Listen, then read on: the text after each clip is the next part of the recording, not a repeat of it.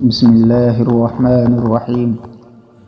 خدا کے بعد یہ سب ایک مرد کے ہاتھوں میں ہوتا ہے کہ وہ جتنا چاہے ایک عورت کو خوبصورت بنا سکتا ہے، کیونکہ مرد جتنے حسین طریقے سے اسے دیکھے گا، بولے گا اور سنے گا، عورت اتنی ہی حسین ہوتی چلی جائے گی۔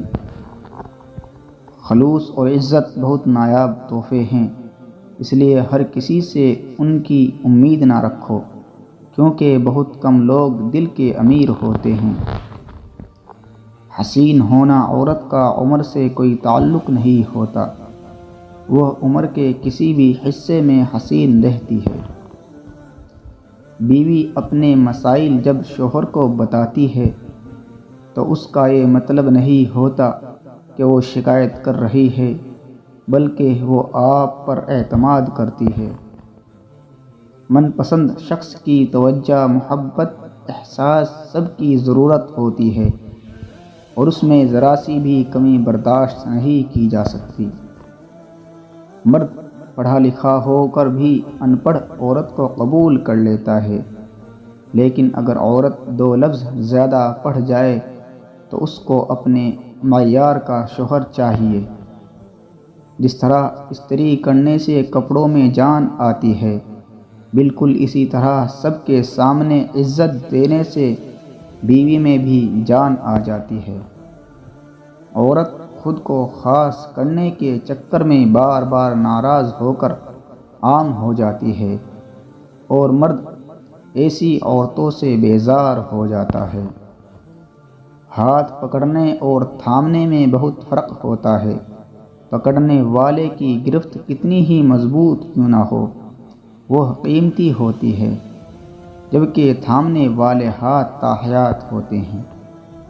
ناراض ان سے ہوا جاتا ہے جن پر مان ہوتا ہے کہ وہ منا لیں گے اور ہم مان جائیں گے۔ جس سے اعتبار اٹھ جائے اس سے کوئی ناراض نہیں ہوتا۔ پتہ ہے تکلیف کب ہوتی ہے؟ جب آپ سے کوئی اپنا بہت خاص شخص جھوٹ بول رہا ہو اور آپ سچ جانتے ہو۔ ساس سسر کبھی کبھی عمر کی وجہ سے مزاج کے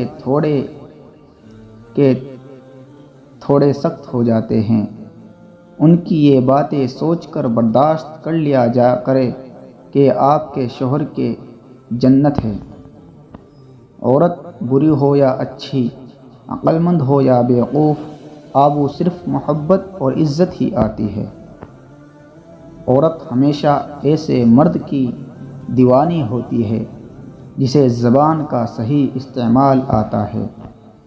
مرد مر جائے گا مگر کبھی اس عورت سے شادی نہیں کرے گا جس عورت کو ہر مرد کی طرف دیکھنے کی عادت ہو۔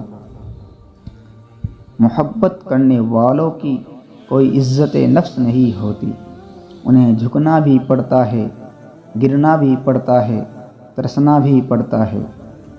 عورت چاہے کتنی بھی بہادر ہو جائے، جتنا بھی پڑھ لکھ جائے، کمانا شروع ہو جائے، لیکن ایک نہ ایک دن اس کو ایک اچھے ساتھی کی ضرورت ہوتی ہے۔